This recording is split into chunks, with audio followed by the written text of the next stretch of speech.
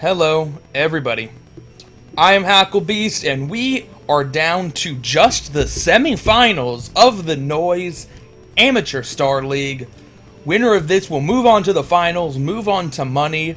The loser is not necessarily eliminated, but will have to play one more, excuse me, not only play, but win one more series to be guaranteed a piece of the prize pool. In the top left is Jonoman as the blue Protoss. And in the bottom right is WandS as the teal Protoss. Two of the strongest Protoss players that this field has to offer. Once again, WandS, having got here before, having even passed the round of 4 before, and so close to winning ASL number 1, but just came up short to a very strong player in Rush. Now looking to return to form, and really, he has been steamrolling all of his opponents. Automatically seeded into the round of 8, and since then he is 6-1. 6-1, where the one loss was to a 2-fact, where he was trying to dick around with proxy reavers. It's been silly. He has looked absolutely unstoppable. On the other side is Jonoman, who has a lot of experience in tournaments, playing in a lot of the tournaments, like a lot of the fun tournaments. See, there's no way I can say it because I don't want to say it's a fun tournament, implying that other tournaments aren't fun. But a lot of the ones on interesting maps, I'm gonna say, a lot of the tournaments on interesting maps, and things like the Tour and Higher League. So, obviously very strong. Very nice PvP. And I think that while WandS is still the favorite to win this, I believe that WandS will not be able to do silly stuff. I don't think we're going to be seeing DT rushes out of him. I don't think we're going to see any ridiculous proxy reaver shenanigans. I think we're going to see WandS play to the full extent of his abilities, which we are all excited to see. Oh. Well, we're starting off with some shenanigans early. A very nice manor pile. That's a brutal manor pylon. Look at that. 2 probes trapped, and 3 are going around to the back. I don't even know why one of them was mining this back minerals. But, wow, that is some horribly, horribly disruptive mining. And he should definitely let that finish for how much damage it is doing. Indeed, he does. The first Zealot's out, so the Zealot is going to focus on this. But that manor pylon has certainly paid its 100 minerals. And a nice start to the game for WandS. He is sending a first Zealot and even a second Zealot. So he's not just manor pyloning, he wants to be aggressive after this. Unfortunately, with the cross positions, his Zealot won't quite arrive in time to make use of the manor pylon. A lot of times what you want to happen is you want to put the manor pylon down and then force the other Zealot to engage your Zealot, making it that only the probes are attacking it, and a second manor pylon. Well, that's one way to keep the manor pylon alive. Just rebuild it. Now, we do have the first goon out. So, with the Zealot distracting the goon and the other Zealot, we're going to see an... Whoa! Did he just... No, okay. It looked like that Zealot had totally killed his own probe. But no, I believe it was this probe that got the kill. And just with its deceptive range and it's very hard to see electric finger attack. Just didn't look like it at first. That's fine. So, the first manor pylon did great damage. I love it a lot. Second manor pylon, I'm a little bit lukewarm on. And then throwing away 2 more Zealots, I think that WandS is still a little bit ahead.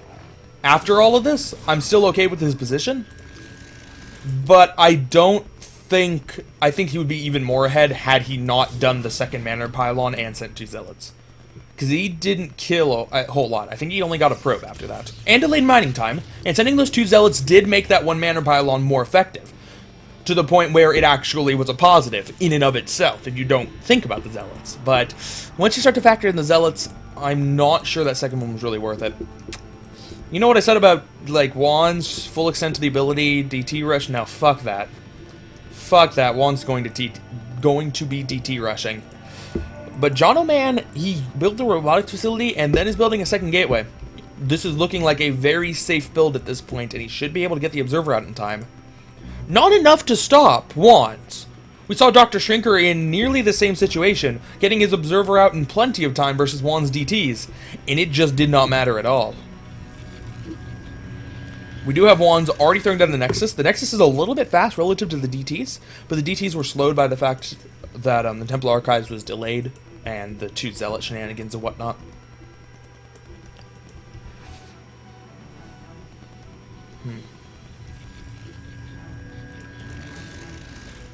Okay. So, yeah, it's not going to be an issue at all. He's throwing down the Forge afterwards, so that he can build the cannons here and keep it safe against a larger scale counterattack, or keep it safe against his opponent who could potentially also be going DTs. Anyway, we do have the Observer coming out. He's not even going to delay the Observer to get out the faster shuttle. So the Reaver is certainly going to be delayed, but it does mean the Observer gets out slightly faster, just in case this DT was right at his doorstep, which is not. He's going to get that Observer out. I won't say plenty of time. The DT's already halfway across the map, but with enough time, he'll be fine. Like, if he had gone shuttle first, the Observer would have been literally a second too late, and the DT might have gotten a swing off. But really, nice timing. And the DT... Ooh, can we pursue the DT? We're not going to pursue the DT. Observer's too slow. Oh? Okay. Yeah, we're not going to pursue the DT. The Observer's too slow. And the DT did take a significant amount of damage, but it lives. And really, the health of the DT kind of doesn't matter. Kind of doesn't matter. The fact is, it's alive. And it can sneak in at a later point, and it can start racking up probe kills without Jonoman even knowing it.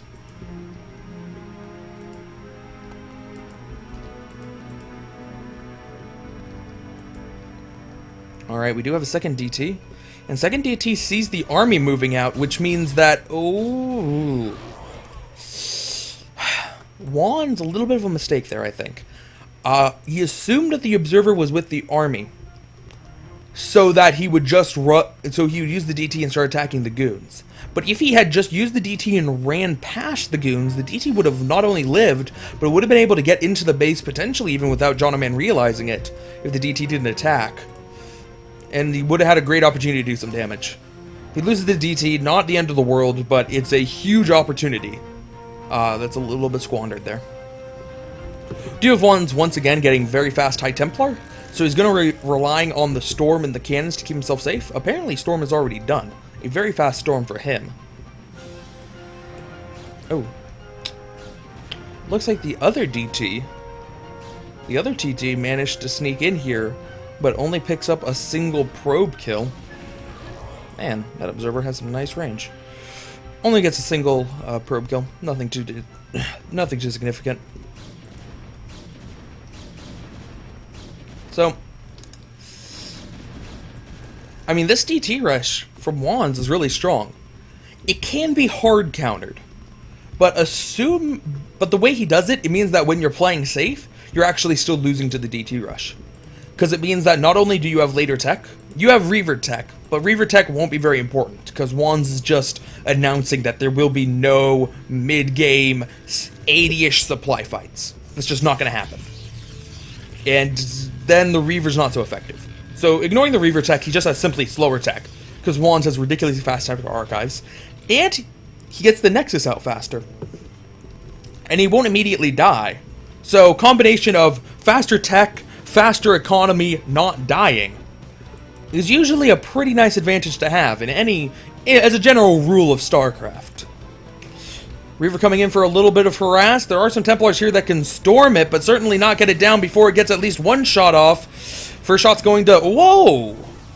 Well, I thought for sure it was going to dud there. Instead, it does manage to get a hit. And the Reaver will be able to get out of there with, I'm going to guess 4, maybe 5 kills? I'm going to guess 4 kills, though.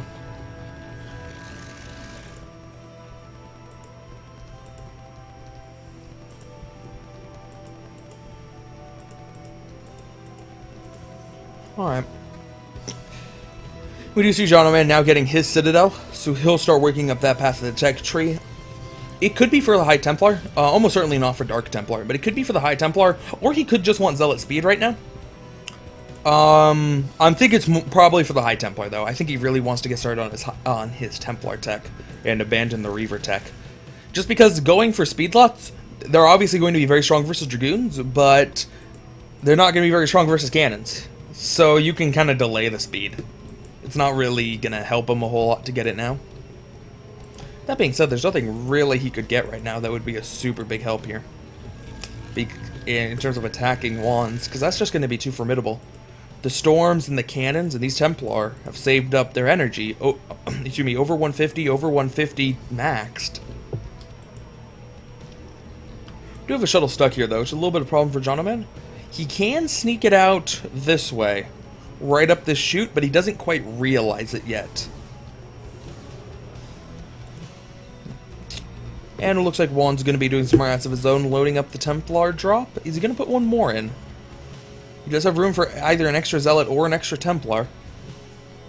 Nope. Zealots and Templar moving past. Guess we're going to go with 2 Templar, 1 Zealot. That's fine. It still accomplishes what he needs. He has... In fact, I would almost argue he doesn't even need that second Templar in there. 2 Templar can be nice if they don't have enough Storm. Like, they only have 1 Storm each. Because you really just want the 2 Storms. This is 4 Storms, so I'm expecting we're going to see a little bit of double action drop of just land the Templar here, Storm, Storm, while flying the other shuttle in here, Storm, Storm. Is what I would anticipate WandS is going to attempt to do here.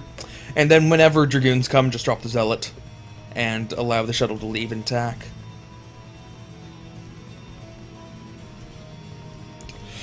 Alright, going in. Ooh, dropping the Zealot first, and he is going to drop both of his High Templar here.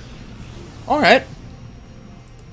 It works. Ooh, and then redrops 3 Storms and a massive, massive amount of damage. There we go. That is 18 probe kills. Ooh. Jonoman at 112. WandS at 131. But if you add 18 to Jonoman, he's at the exact same supply as WandS. So his army is at the same strength. His army's at the same strength, and his economy is terrible, which would be an indication to attack normally. But on the other hand, if he attacks, he has to deal with 6 cannons. And 6 cannons, combined with WandS' natural army strength, it's not going to be a fun fight for him. He's really just caught in a bind here.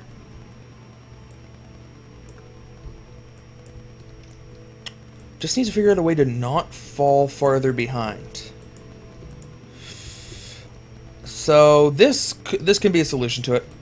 Looks like Jonoman threatening to throw down a Nexus. He doesn't quite have the money for it. WandS is actually floating a little bit high here. Getting up to 1k5 or 500. There we go. Trying to find that Zealot. Alright. And it looks like WandS does manage to pick off the probe, but did not completely delay that Nexus from being thrown down.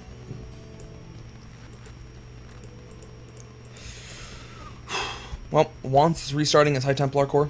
Got us another 4, but they don't quite have the energy yet. So probably not a good time for him to engage. On the other hand, he does have 5 Templar, with 6 Storms across. So 6 Storms is enough to engage if he wants to. But I don't think that's the right idea from WandS right here. I think WandS is better off just stalling. Just stalling, let this expansion get up, have an even better economy than your opponent, than you did immediately after the harass. Just max up.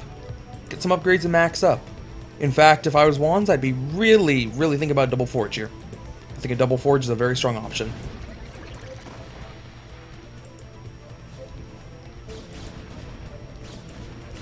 We do have +1 for WandS, so he does have the upgrade advantage going into this battle, and he does have a whole mess of Storms to work with. 1 Reaver in the back for Jonoman is going to help, but no shuttle support means that 2 Storms can take that out. He just needs to get 1 more on it. He will probably eventually get it. There we go. That Storm does get on it, but... Ooh, Jonoman. He had a very nice composition to deal with WandS, and WandS could have won that engagement, but it would have taken even better Storms than he had. He had pretty good Storms. Oh, don't do that. Don't do that, Mr. Archon. He had pretty good Storms, but it was just an engagement he didn't have to do. Despite the fact it could have worked, and potentially, if his Storms were absolutely immaculate, he could have won the game right there. I still say You're in such a good position. Just wait for max. Wait for 2-1 and maxed, and then do that attack.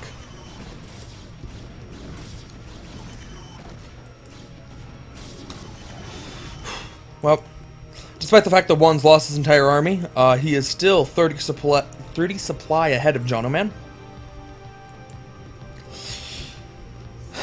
And, oh man, the probe saturation certainly tells a story. WandS with significantly better saturation, especially at the one base with a lot of minerals left at it. Not so much at the other two. The other two are rather similar, but has the probe saturation where it matters. And Jonoman is transitioning to a very Archon-heavy style early. Normally you wait a little bit longer for your mineral fields to deplete just that much more before you start. Ooh, it just got to 75 energy. He definitely could have stormed that other Templar and taken it out. A little bit of wasted opportunity there. Ooh, trying to storm the Templars, trying to storm the Zealots. Now, Jonoman going to try to push out WandS here. He might be able to win this engagement, but WandS is using it as a distraction while he comes in for some, I don't know, it's half harass, half just killing off that base. And if he doesn't manage to take out the Nexus, just chalk it up to harass. But if he takes out the Nexus, it was a pretty substantial attack. Was about half of his forward army here. And is he going to be able to get out? It looks like he is going to be able to get out. Even doing a little bit of micro against the speed lots, making it work. Archon's coming in from the back, though. They can get a good amount of damage done on these goons, but unsupported means that he does lose those two Archons. A little bit of a costly... He did a good tactic. He came in from behind. His tactic worked. It was just his tactic was costly anyway, because he used such expensive units instead of just speed lots. Still, overall success. 109, 151. Yeah. And this is really where it comes back to Jonoman needed to find a way to not get more behind.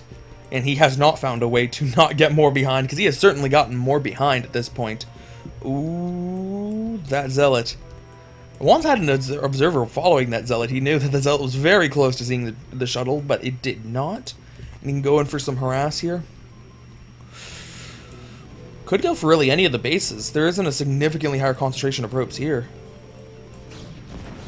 Ooh, nice Reaver hit. Oh, man. So close. So close. I'm bad at predicting Scarab shots today because that one I thought for sure was going to hit the probes here. But no, couldn't quite find the one it was targeting. And Jonoman only gets some harass rather than devastating harass. Looks like that storm drop did go in and picked up 8 probes. Ooh, but he loses the shuttle. Mistake there.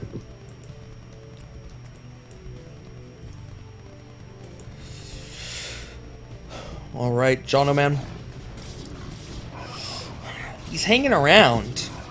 Really, but I think it's just because WandS doesn't want to quite do his big grandiose push yet. He does have 2-1, and he did decide to get the double forges almost at 3-1. And ooh, really? Dark Archons, huh? Oh, storm! Oh, huge storm! Hitting 4 Templar, killing 2 of them, but doing so much damage to the army. That could not have been a more perfect storm. And a second Templar coming in, not having nowhere near as much success as the last one, but still doing some damage, killing a Dragoon. And man, that one storm in and of itself is going to make WandS think twice about getting an engagement here. He only has 2 High Templar. Coming up with 3 more to make a total of 5, but it's going to cause him to stop. And that's a hell of a lot to say off with just a single storm. The Archons have arrived for WandS. The Dark Archon is here. We'll keep an eye on its energy, see if it manages to get anything. But it looks like WandS' army is going to be a little bit too big. And we're finally, for as long as WandS is out of supply... Oh! We had a feedback. We had a feedback on a High Templar that didn't have enough energy to kill it. But he did manage to get one. And Jonoman, GG's. WandS up 1-0.